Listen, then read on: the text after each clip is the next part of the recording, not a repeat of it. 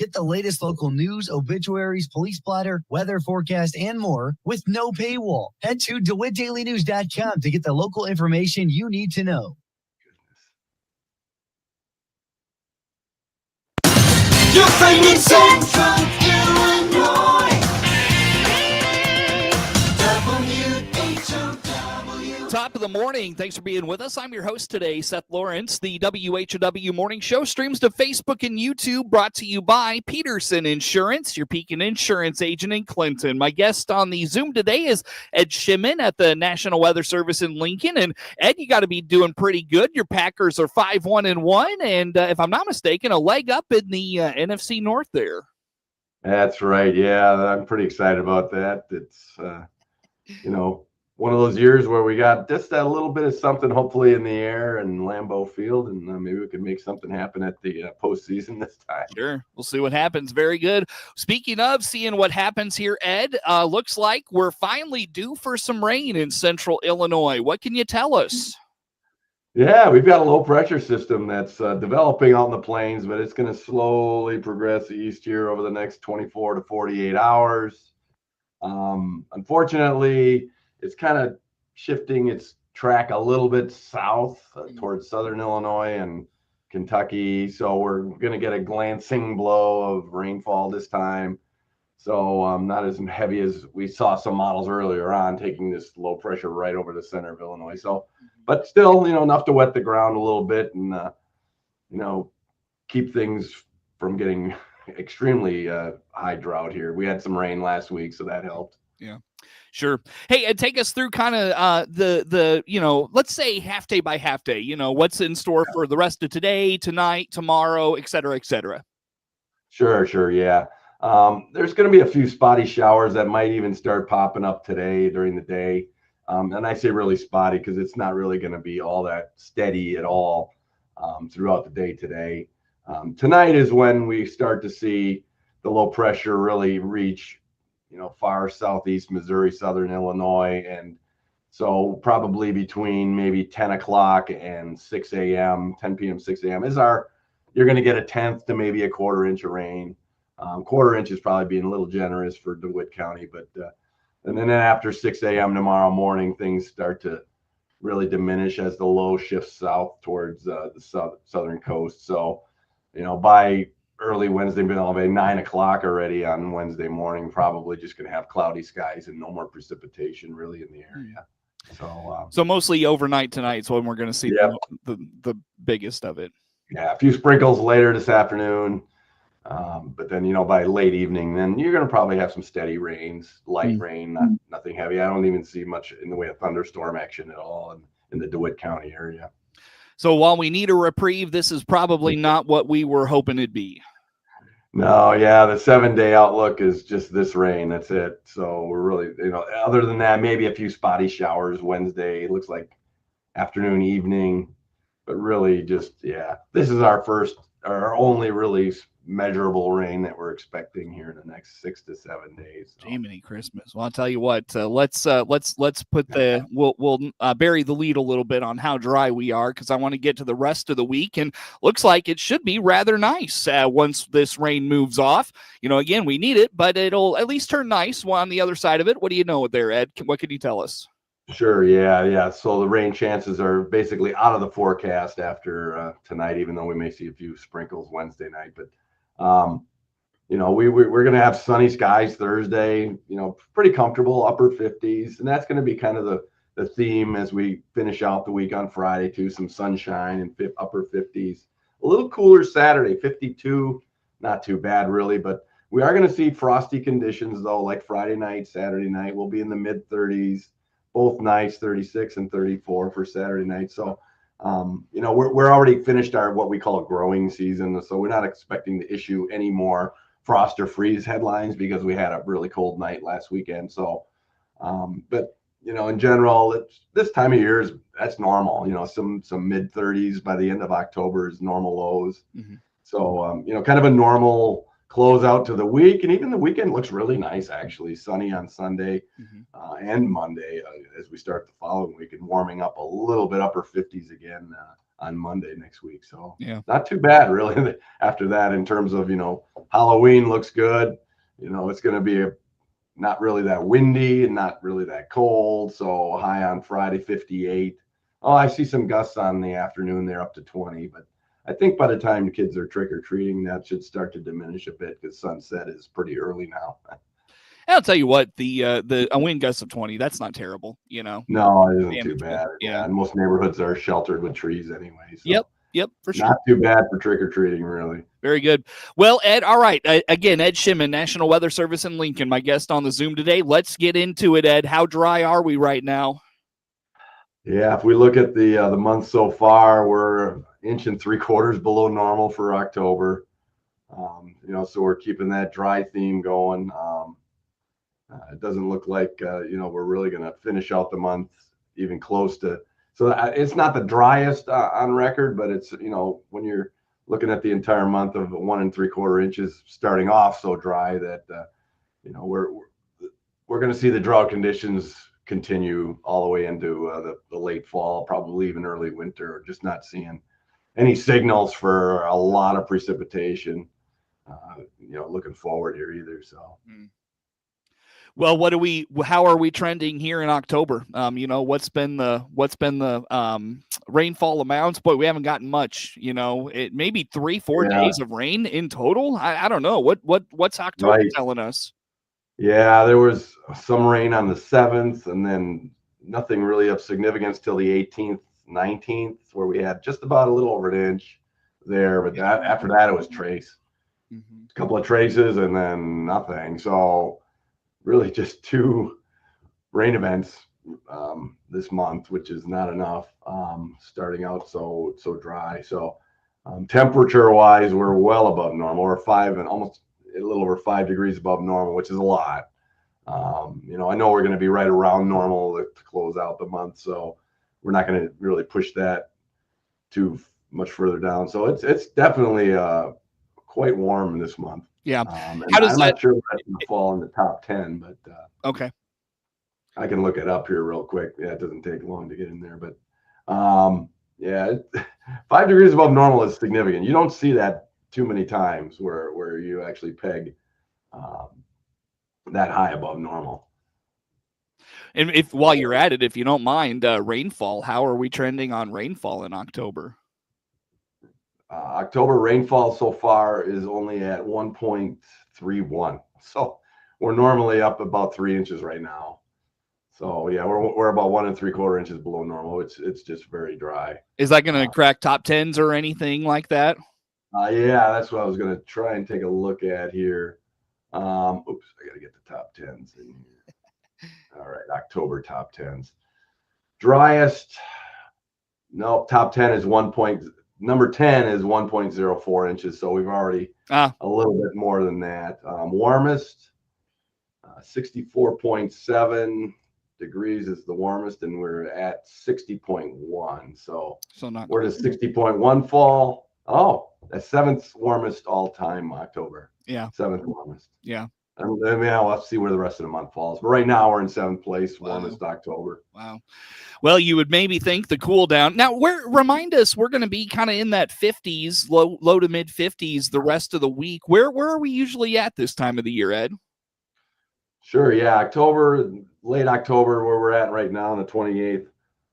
60 degrees normal high, 38 normal low. Oh, okay. So we're going to be a little below normal then the next week. Yeah, a little below normal this week. Yeah, upper 50s. Okay. Yeah. I didn't realize we were still in around the 60 mark towards the end of October. That's interesting. Yeah. Yep. Still normally right around there. We haven't had the below normal days for this month in terms of average temperature overall. There's only been 7 days below normal. Okay. And that was just 1 degree, 1 degree, 2, 1, 2. Yeah. So we've had the vast majority of been double digit above normal days this month. Let me put something out there for you. Sunshine data. I don't know if you keep track of sunshine data, but it really feels like it has been just a banner month for, just really quality days outside. Cloudy. There's been some cloudy days, and you mentioned that rain stretch there around the 17th, 18th, 19th. But how about sunny days in October? Yeah, I remember we usually keep track of cloudy days in the winter, but how about sunny days? Yeah, we've had 16 where we have the scale is only 3/10 of the sky or less. 16 days have triggered the sunny category. Partly cloudy is 9. So 25 of the days of the month really have been a lot more sunshine than not. So that's pretty good. We're at 28. That's pretty good. It's been, you're right. Yeah, the days of rain are the only ones that really had a significant cloud cover for the most part. So is that pretty? Is that on par for October? I don't know if y'all keep track of that or not. Boy, that's tough to say offhand, but looking at the fall, there's more clouds more frequently, it seems like, in the past. But yeah, that's unusual to have that many sunny days. Sure. I think in October. Yeah, that's cool though. That's cool. Yeah, it's been a really nice month overall. We started a little warm, got some needed rain about midway through, and it just feels like fall is finally kind of kicked in here in later part of the month. So very good, Ed. Well, as we wrap up this first segment, if you don't mind, just kind of remind us the rest of the week, after we get some rain tonight, and what's that Halloween forecast for folks listening at home? One more time for us. Sure. Yeah. After the rain tonight and early Wednesday morning, then we're really going to just see a break in those clouds. The Wednesday night still has a few sprinkles in the area, but all in all, not too bad. Highs on today will be in the upper 50s. Tomorrow, upper 50s. Yeah, so upper 50s all the way through Friday. Every day this week, upper 50s. Some breezy conditions behind this low pressure coming out of here. So we'll have northwest, west winds kind of gusting into the 20s all the way through probably Wednesday afternoon into Thursday. Even into Friday, I see gusts in the mid 20s. So breezy a little bit, and that's fall. The leaves are going to start to fall here a little more frequently as we head to the end of the month. Really nice for the weekend, though. At Friday, sunny, 58, Halloween evening, probably temperatures dipping into right around 50. I know most trick-or-treaters, I think, start at 5, so I would guess that you'll see around 50 degrees, maybe a little bit of wind out of the west. But really pretty comfortable overall for those kids going around. And then the weekend looks banner, low to mid 50s for highs, plenty of sunshine, and good lows in the mid 30s each night, Friday night, Saturday night. There you go. Can't beat it. Very good. Hey, Ed, let's break here, my man. Where do folks go to learn about all things weather service, data, forecasts? Where do they find it?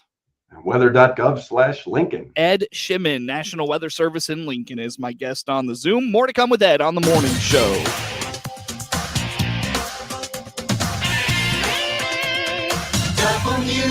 WHOW.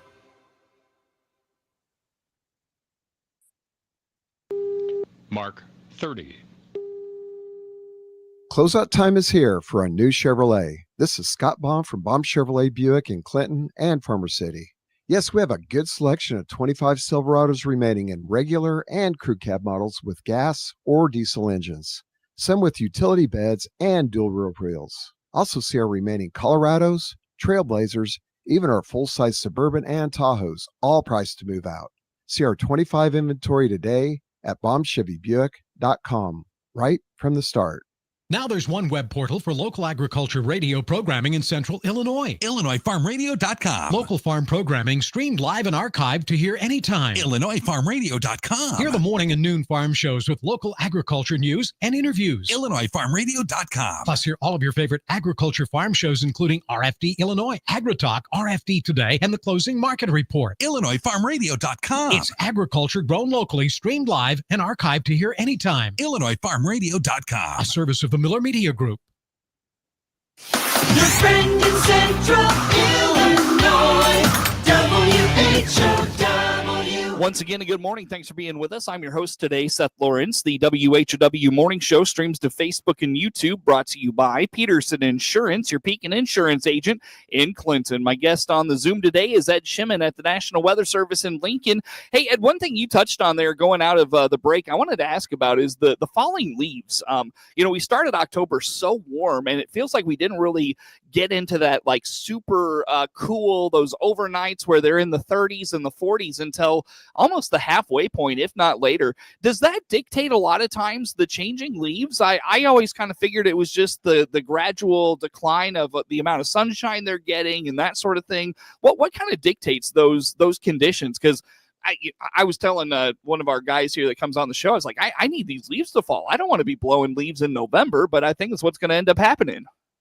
Yeah, absolutely. You hit it right on the head. The really warm days extending that far into October, it basically didn't start the process of those leaves stopping the production of chlorophyll, and the sap still running all the way through October. The leaves aren't ready to fall. They're not, because once you get the freezing nights, the sap starts to shut down. You start to see that the chlorophyll is the green. Once you stop producing that on a more consistent basis, then the leaf color comes out. Once you don't have that green being produced anymore, and you have vibrant colors. Well, this year we went in with a drought, so one of my brightest trees in my yard is like brown instead of bright reds and yellows, because the leaves are, the tree was stressed. It didn't produce the same quality of coloring inside the leaves, and it looks like the tree is dying, almost not really dying, but the leaf color is directly tied to how much moisture is in the tree and how healthy it is, and then how quickly we get a freezing night in October to start the change of those colors, and get those leaves, in the process of looking pretty and then falling. It's amazing. You meteorologists, you have to be agronomists because you got to account for the crops. You've got to be arborists because you got to account for the trees. You've got to be biologists because you got to account for the body changes. You guys do it all over there, I tell you. And then when someone sees a meteor flying through the sky, then they call it, "Hey, weather service, what's going on in space?" And I'm like, "Well, we do have a space weather service." But now you're an astrologist. Goodness gracious. Oh, that's funny. That's funny. No, but okay. So I want to ask, as we get into November here, Ed, what are the outlooks telling us about the month of November? Well, it looks like we're going to start off the first week. There's this low pressure system. We're basically going to be a little bit cooler than normal, I think, for the first couple of days. The overall temperature outlook for the 2nd through the 6th says near normal, equal chances of above or below normal. But it'll probably be right around or just slightly below normal for that first week, it looks like. But then we try to tip the balance toward above normal as we head into that second week. The 4th through the 10th is showing above normal temps and really warm air out west. Like the west half of the country is under a warm dome of air. So, that's probably going to traipse its way eastward a little bit. If we look at the 3 to 4 week outlook, we stay above normal, and that's all the way through the 3rd week of November. So it's not looking like we're going to have a whole lot of freezing overnight lows here coming up. The closest we're going to get is maybe that first week of November. Yeah. And then precipitation wise, let's see, near to below normal the whole month. Yeah. So equal chances of above or below normal, so to speak. We usually see, right around, I think, 3 inches of precipitation, 2.88. So, probably you're going to stay 2 inches or lower probably for the month in terms of the amount of rain hitting the ground. So, wow, no relief in sight. No, it really isn't. No. Not in November anyway. Yeah. Remind us temperatures. You said we end October around 60, so that tells me we've got to start November around there. Where do we start and end November temperature wise? Yeah, we have 58 degree normal high and 37 normal low at the early, November 1st, and then we end the month mid 40s, 45 and 27. So we're frequently below freezing by the end of the month there in November. Wow. And you mentioned less than 3 inches of rain. That's just not going to cut it for where we are. Did we talk about just how dry we are, Ed? I mean, the drought and where we stand with those sorts of things? Yeah, we're for the year, we're still in the 9 to 10 inches below normal, I think, overall here. Wow. Let me double check that. I can bring that up real quick. Yeah, for the year, yeah, we're almost 10 inches below normal for the year. Wow.